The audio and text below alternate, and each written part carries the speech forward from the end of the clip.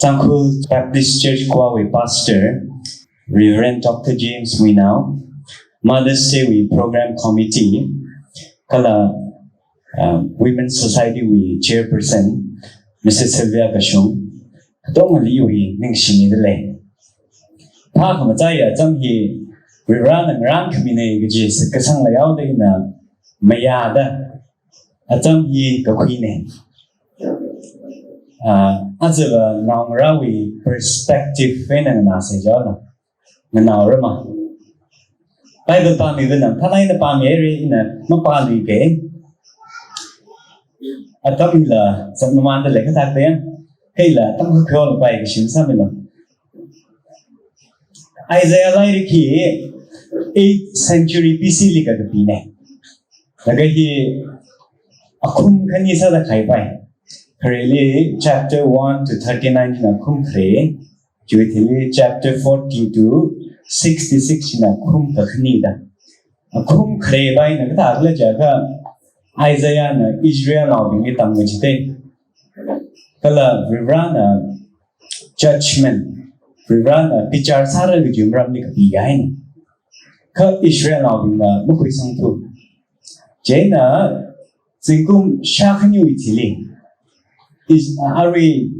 Judah Ramli Azarian Kala Juitili Maranda Babylonian Bina attack Rasada Sadacham Lainiji Jena Jerusalem Wina Israel Mabini the Junga Yang Chigai exile Sagain Jena Ju Atam Chili Ari chapter 40 to 66 Pana Chi exile Sagai with Tam Vijaya Akumne. Naga Isaiah Nagatagla Jika Vivan Chini Gaja and a Kapisang Laga Kapisang Gaji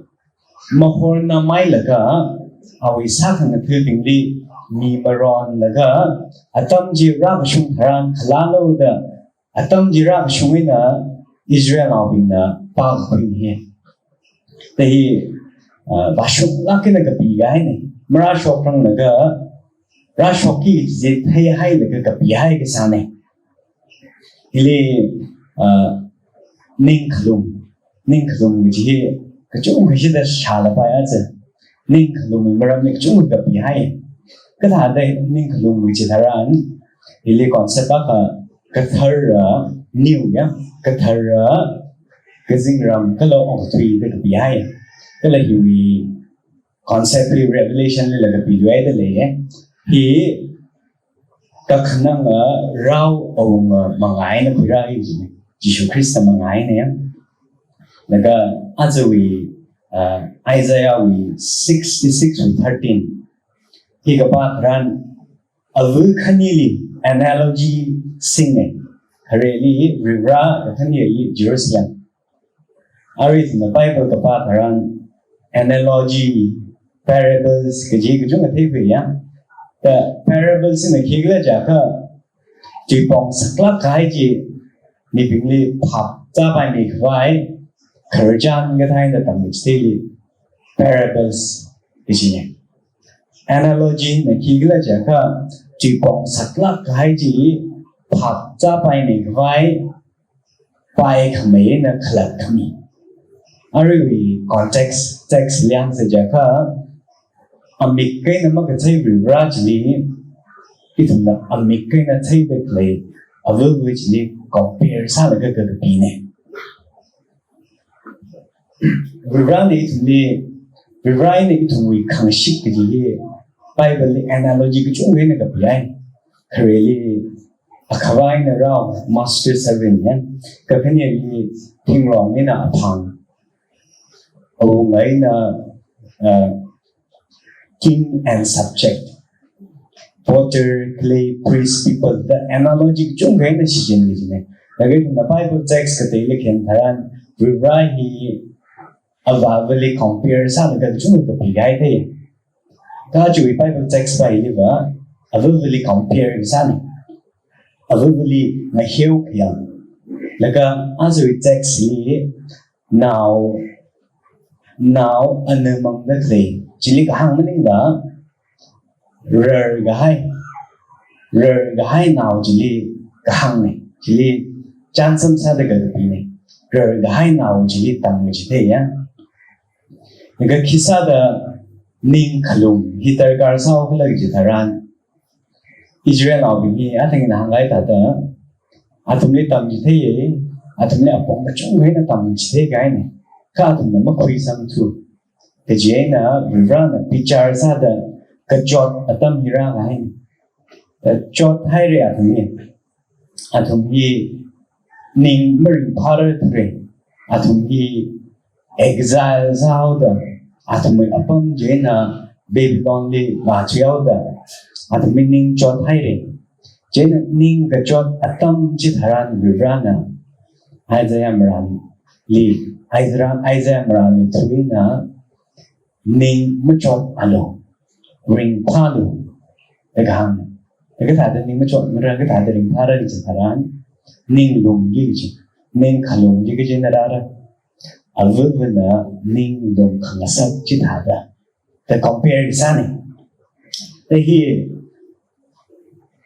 cái thà đến cái sao là avu vì ning avu na ning lùng khang sắc chỉ đi compare sao cái lời chỉ thà ran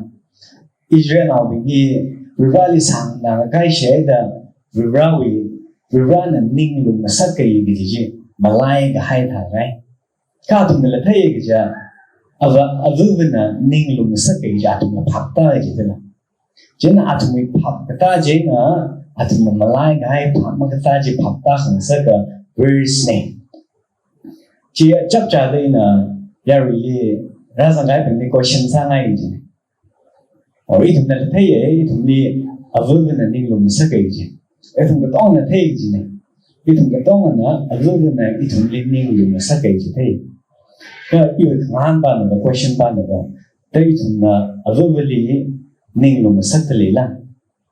ở ý thùng là ở với bên này mình thang sắc cái gì là gì ha chú ý question này trên hiện mà chụp mà là cái manga và mà sẽ manga sẽ và mà sẽ itu na avu wilai bishi giji he standard level he chui na dai ni gai chui na oi ji tharan for example avali zat khai ga chao sa de khang rai ba normal ta da itu na thei rai ya ka avu na zat matha ta tam cha da mang ku mi thu re ja ka problem jo bo kai ne simple sala ke ne cái kinh nghiệm gì và vâng ra mình trong con mình đã task cái thằng rồi rồi tại campbell cái sao thì tụi đó là thấy mất pha này cái society nè tại mất pha là pha là đó nên mà già cái chạy bên là hai cái em cái ở vâng là trong con mình đã ở vâng là task rồi rồi cái campbell sao giờ chỉ giờ campbell sao giờ cái tụi mình xin lưu người xin giảm giảm đó là nó bây giờ phải làm rồi đấy đấy ít là avu standard ba gì chú ý là đây cái những cái avu với là perfect sao được chưa kẹt mất kẹt cái vậy đấy avu với thằng nào thì cái thằng nào cái nó sẽ là cái gì thằng nào là đấy perfect cái này lấy lâu đây tụi mình nên sẽ thay những cái thay cái thằng nào thấy gì cái thằng nào học thay gì bao giờ vừa ra bình luận thì có món đấy tụi mình ấp đi việc tới lấy đấy cái thằng nào tụi mình standard gì high sang là hai nhảy đó ấp là việc nào cái này sao vẫn là đi lấy xe gì là thế ở vừa ra bình luận tụi mìnhต้องnào ra bình luận lấy xe gì tụi mình thấy sao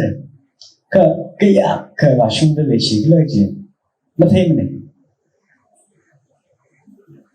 ở bên nào đi vai khơi thằng ở bên nào cũng như anh vai áo đó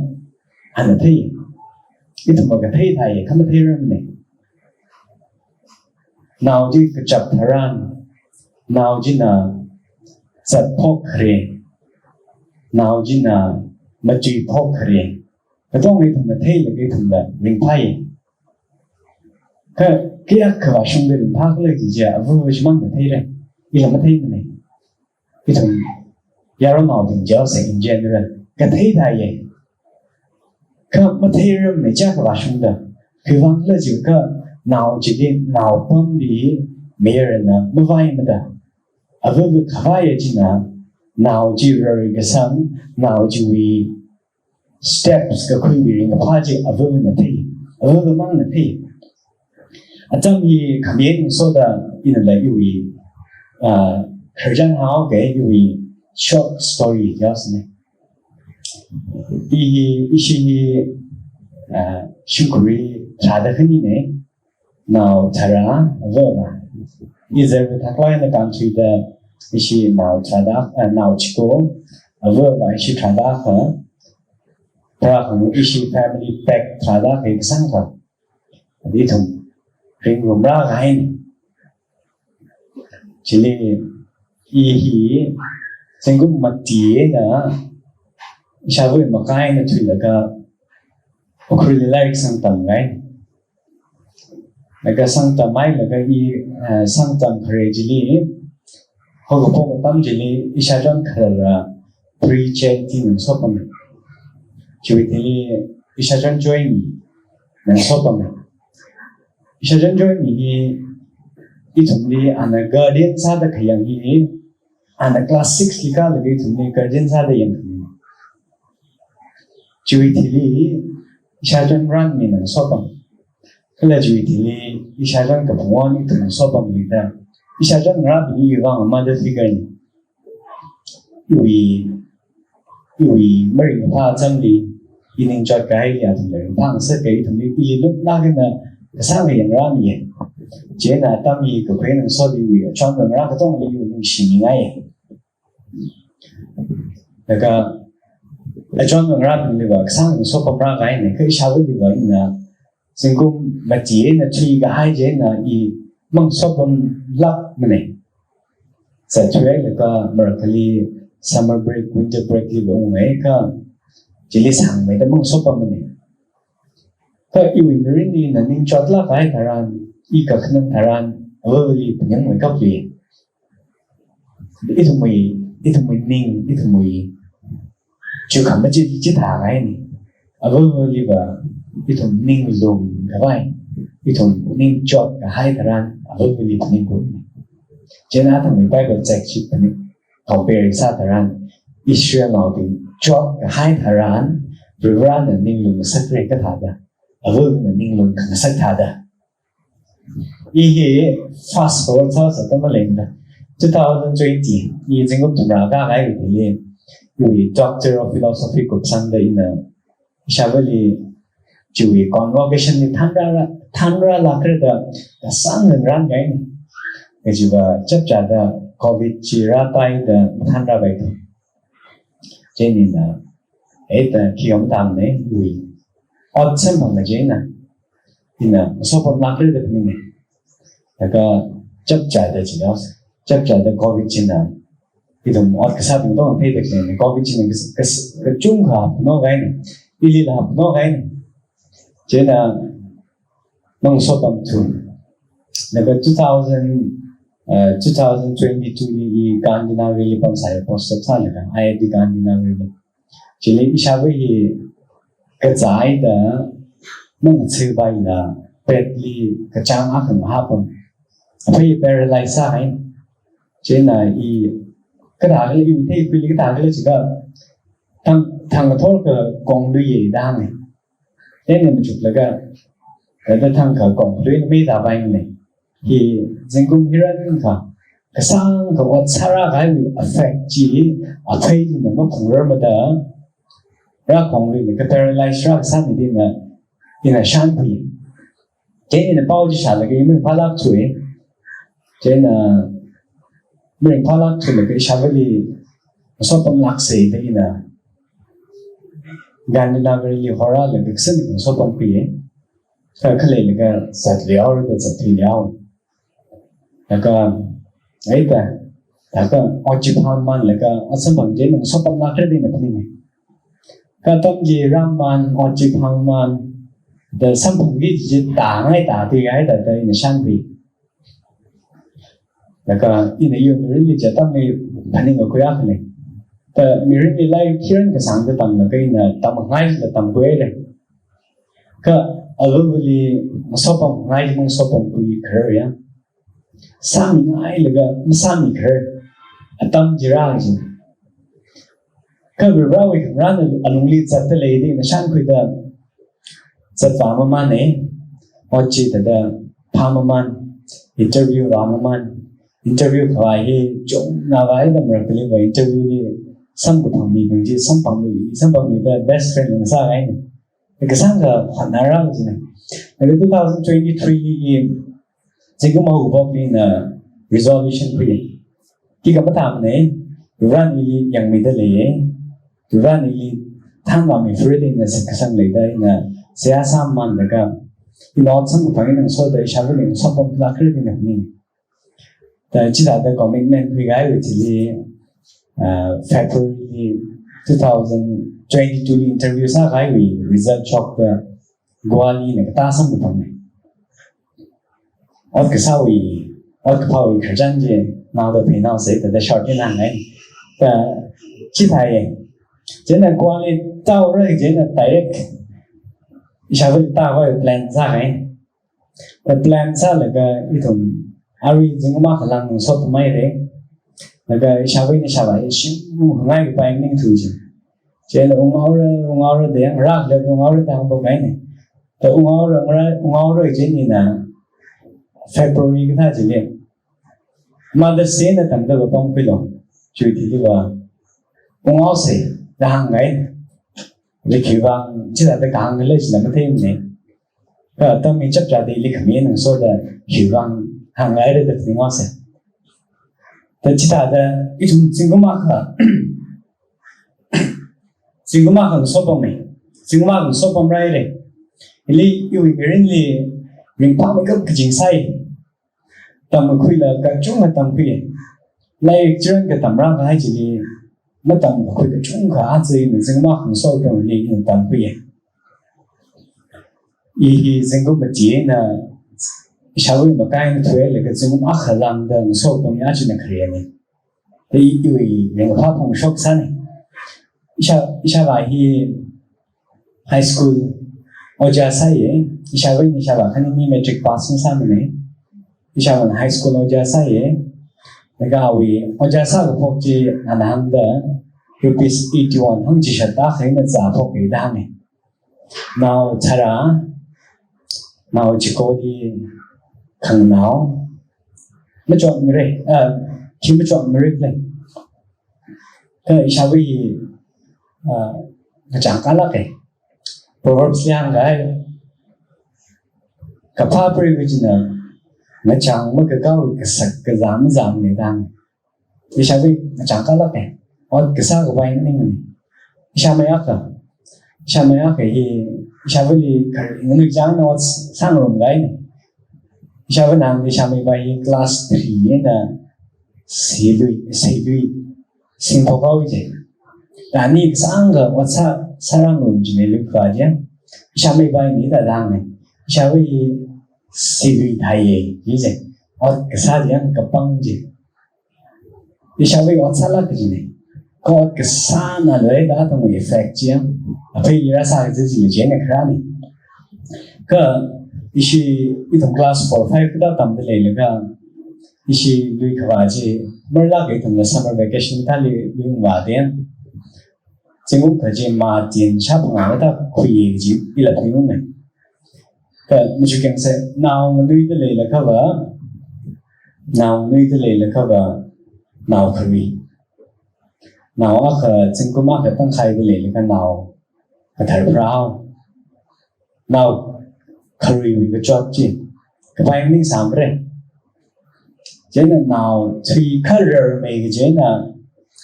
ở trong mình dùng để lấy cái tầm ngaran gì gì lan này là cái rờ mà man da chỉ là yaro nào không à chặt là chung chả mà man da chặt ngaran gì gì sạch rồi sao tấm sạch nó sắm rồi vậy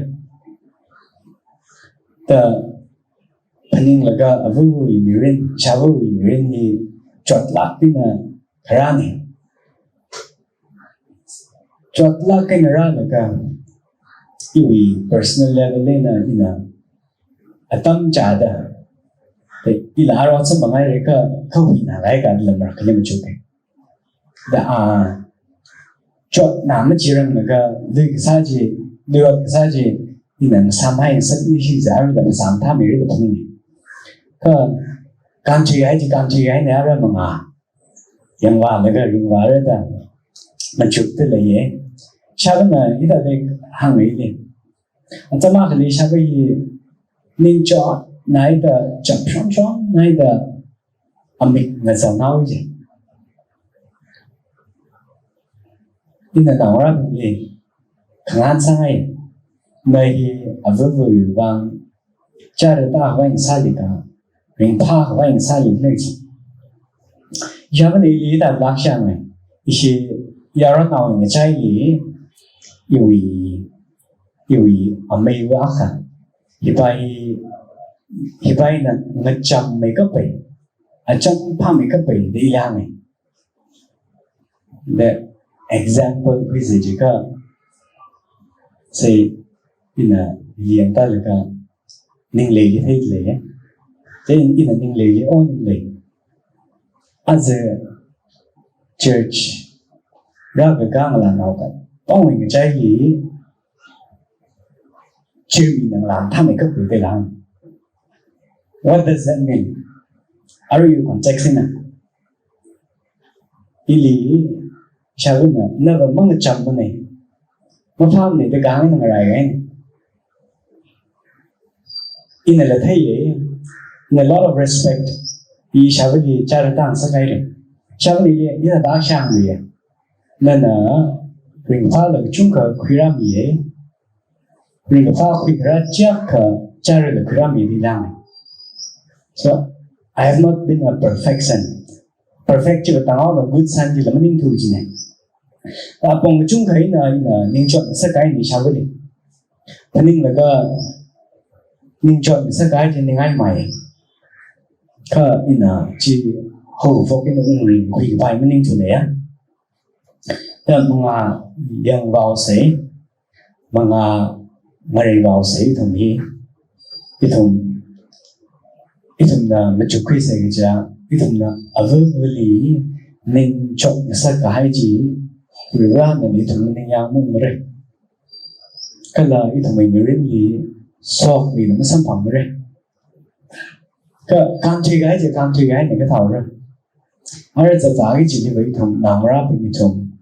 ở cái ra ở với lý ở với lý lấy gì mình đó. Ringwasi leishimida kada athumdi lai thumai mangai na ning lum sakta ringwasi kaji yangai ishawi iwi zingkum ta shunli bai now through legai ke shala ni lim rakli da kang bai aro no three reason nai ni thumbi lai ma ka tam bi mo ching rum bai three dang cái nàng ấy bảo vệ thằng gì of course gì why nàng sẽ cái này in là tầng ngay tầng của em ấy cái in là yêu người gì cái the ring vào cái gì cái không phải là sao là làm sao mà sao hay chứ không sao rồi không rồi sao rồi thì tạm rồi khởi ra cái nhà ngon này ở cái đó cái gì trong mà phát ra gì ra này cái sao nào để sinh như cái gì ra sinh là cái bài task cái thằng người ta soạn cái gì á cái game sao là cái làm xong cái task cái condition là tâm chụp ra mình không là cái trong cái mình phát lại luôn mà trong thời gian cái in between the games mà số nào thì cái hạt mẹ的mình phát ai mình phát rồi,แต่ก็số nào thì mà hàng rồi người ta xem dùng là cái approve với dùng crazy context vậy nhá, cái này thì nào example là khá ok, nào bài cái lúc cái nào với mình nào cái gì này,แต่ขลุ่มที่แห้งไง cái thằng ấy ukhrul cái thao gì còn đi ukhrul cái thao gì mai train gì đấy thì vậy nào vậy giật là cả lúc quỳ cả các linh phê này thắc quỳ là cái nó xây này đó ai nó lúc quỳ chỉ sắc hai ngày đó bằng cái chuyện là bằng cái gì mình cái thật lý gì cái nó xây mình ra thế được thì cũng mất thật lý thôi năm đó thì chỉ cái là mình năm ra bari này đó thế nên mà lúc đó này đó ai xin luôn là cả ở với yung courage context bao giờ thế mấy ở với Michael ở với cái career bring đến đây là cái bằng nam gì đấy ở với cái bình thường nam gì thế đó cái nam gì đấy cái khán bao nhiêu ở với cái chị gái thằng anh cái bali ông khơi gì chứ cái bali nó complain sao gì chứ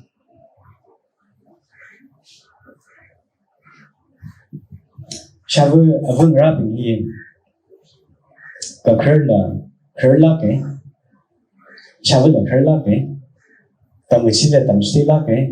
nào là chúng ai đó mà khơi cái tàu đấy mà cái gì cái biển này example là hàng rau này hàng rau gì hàng rau cái ông là cái ship này từ chân này đến từ ông không măng mà man để lấy là cái sao với shop là cái đi thấy là cái măng lâu đi lấy cái này thế giờ măng để lấy là cái anh mà măng lấy cái sao mà rồi măng để lấy đấy cái này măng để lấy là cái từ gì măng để lấy là cái yêu riêng phá cho thấy là the in a từ măng người riêng phá cho thấy là đi chịu sắc ngay và vừa ra bên người ít thằng đi cái tên nói nó thuộc là cái học mấy cấp chỉ cả chúng tôi còn sao mình ngay sao mình ngay nó mang như là sao mình là sao mình không này cái gì là thời gian hàng ngày chỉ đi sao mình là sao mình ít thằng đi cái khơi là khơi ít thằng là cái khơi là khơi ít thằng là mai lên khang na lần nào đấy tụi mình hàng tốt à không với cái chị gái thằng anh khi bạn làm gì đó chủ yếu tâm đi này là thêm chút đó chút quý thằng anh mỗi ngày sáng mới ra vì yêu thằng anh thằng là sai rồi là bình gì đi với accomplish cái gì gì á mấy lấy mấy cái gì không ở với vợ tôi này càng chơi cái lịch sử này cấp lượng mới sao liền đấy ta đi việc đây là cái thứ mình ngày lên đi phong đây là cái thứ là cái chung cả sao cái gì là cái chung cả hàng này cái mức này thà ra cái thứ mình ngay vào đấy cái chỗ hình này là sao đấy sao chơi cái thì đi thì sao mình ngay đây là ada chụp yang giấy thứ là cái chung cả người quý ta cái thứ là memory stone đi Kalinga milala sa thuê cái mà thấy nhiều đấy sao mình cái gì là ít thằng lịch sử phong sốc chỉ là huy nãy là sao đấy ít thằng ari ở với người ra ít thằng mình lên đi bấm để lấy cái thằng là khi mình chụp quy sen ở với li mình thăng sắc kỳ gì nhưng mà sắc kỳ gì và bài sắc là cái và đặc give kami thằng expression này cái khi atum na give kami mang ni cái chẳng là cái gì khang an sang ai đi này này là example là sinh được example chung sinh ai ra chứ cái thằng là phone sinh là cái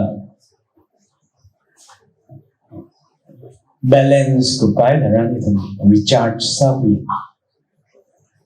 chỉ thằng sinh ai chỉ thằng vay sao sinh cái thằng chỉ mình show khi thằng lavish salagen lagen spend sa lavish cái gì mình là cái dùng cho gì thằng recharge sao bị chúng sống sa sẽ cái thằng aju recharge sao bị là cái à với cái legacy phong shop legacy gì thằng này chỉ thấy là cái thằng mà này cái gì này nào cũng recharge sao bị rồi thằng thì phong shop thang khám hàng phong shop khi mất sập thảm này thùng li give kami vâng ra bình li ina thằng nhiều khởi ra hàng gái thật đấy vậy ina sắm bằng là cái stable sao gái thật ra ina mình thang sắc cái được này cái sao mình số bằng là cái ina sinh hoạt số bằng là cái chung khởi tầm một quy trái giá tầm một quy và bình và khi khẳng ra mình nữa bình với thằng mình ít mình cả thêm ít mình sao cái thế tầm một quy người quy hiếm bằng người rai gì đó khi là quy la cái này phát ra ta kìa cái tiêu với nào phục cái tiêu thì nói nào phục người cả các suy thầm là awesome của thằng thằng hiếm cái xác mình chỉ cầm chụp cho mình chỉ là cái mong chụp cái này rồi ra cái thế ở với gì là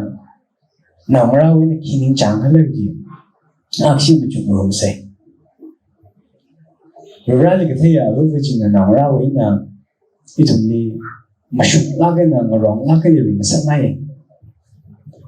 chỉ hắn cái bài nào chỉ là sắp ngay cái bài chỉ hắn bài đó nào ra thằng là rồi ra cái thế đó rồi ra cái chỉ đó Karin nào chỉ ở với là chỉ hắn bài đấy đây thùng chỉ hắn bài mình đó mình phải bằng sao sẽ thùng try sao sẽ là qua đi cái bọn mình context mình làm ok of course like cái tầm hi important very important tại cái sao là cái thùng qua đi cái bọn mình chúng ấy like cái tầm thôi cái thùng là thấy gì vậy cái thùng ở dưới người ra bám ra thì like tầm đó thì thùng support sao được thì daily cái thùng mushroom mới đó là cho con freshest mình làm này morally ethically mushroom mới đó ring cái sao sẽ cái thùng morally ethically ring là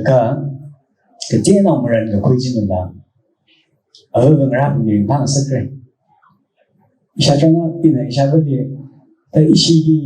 hiran cái chọn ra vậy of course cái thời cái com kami or khám nó suy bài lực sáng cái mà thời gian gì cái thời cái thế nào khắc suy sang bài mình lên được hả này cái gì isa cho cái này qua đi 2004 ta lấy ta gì đấy chưa tâm đi ảnh thế nào mà人thuộc cái thế nào khắc suy gì khắc suy bài mình chứ so ari liên quan đến lấy thùng vương ra bình vang và cái thùng đi cái thế nào khắc suy bài mình được lấy source này chỉ nó là gì cái thùng này cũng nên quay gì cái thùng morally ethically mình mới được làm vậy sao cái thùng ở đây thùng mình trang của cái context này thì mình cái thang là định là yaru lần cái bốn giờ là cái sáng là cái nơi ý chí cái thang là mình cho sẽ đây thùng là cái thang là sao là cái yaru lần cái bốn giờ là cái chỉ cho với family cái sáng gì rồi ra thì cái thế ở với chỉ là chỉ live chỉ là mình thang sắc sáng rồi cái tiêu là người người quy trình chúng ấy cái người quy trình là ở với mình ra mình đi mình thang sắc rồi cái này thì mình long run đi là mình run đi thì mình chỉ打个双米人进的参与，因为ở với mình ra cái này mình vào cái chung cả但係做佢慢慢嚟咧，食個生嚟嘅，佢話với乜嚟，呢同咪雙腦雞嚟咧，真嚟咧。cái thằng mà chụp cái gì thì nó đang dùng mother figure hàng này nó thằng mình vang là mother figure chỉ qua cái lời gì question sang ngày cái mother figure chỉ để áp dụng show mother xử lý của mình gì sẽ cái lời thằng thằng living thang sắc sẽ thằng Bible pa mình bên Isaiah 49:15 trong talai nó pa mình ấy cái đó cũng pa mình cái gì càng pa nữa of course ở bên này thằng lấy gì cái thằng là thấy gì thằng là phát tài gì vậy ở bên đó lấy cái gì mà tại mình khai ra mình ra này thằng lấy gì nếu mà đất lấy nào chỉ ở bên mình lại sắp tới là gì cả question gì thuộc lắm cái question cái sang mình lai hay là ở với vị mình lai hay là vì ra nó mong lai break cái chuyện ta vì ra vì lấy cái gì chắc cái cá sung cái gì này thì là vì ra vì lấy cái gì mong lai à sẽ cái là ở với vị ít hơn ở với vị mình vang vì ra linh chỉ sẽ cái là Jesus Christ đi sẽ cái sang cái chữ gì vì ra này thì đi nên lúc mà sắc rồi gì thì mong lại à sẽ thì là nào sao đó lá xem mà các bạn là cái là không chân sau cái yêu giá chú ý không từ summary sao đó các bạn đuôi vào ở với nào các bạn xin đi ở với nào và với đi mà lúc vào các bạn đi nương hơn ở với đi nào mà ra bình là kita đi cari tang sak aveveli ia voriti aveveli apun khang John vai ni mới lấy ra avena nào khi cả hai nào ra bình cái gì và ser hao over chui đi cái John thằng khi cả vai yao cả răng xa cả hai ta aveveli chân chặt mà chụp khi giờ nó ra bình nơi yêu người lên đi bom cái này là cái aman cái sản mất hay can chi cái hai thằng vào là mất sao rồi đó thấy ngay là mất thấy bị tay rồi đó thành những khi là tay cơ hội nào rồi thế nào ra bình khi mà thuộc sa amik rap tới yang khi sa Nawi iwi saran jima malai hayasa avavali ning shinisa leishida octree rumsa ave khanyu bang vareli ning shin mi chingsa now the guys are already real makfa sok meta shumir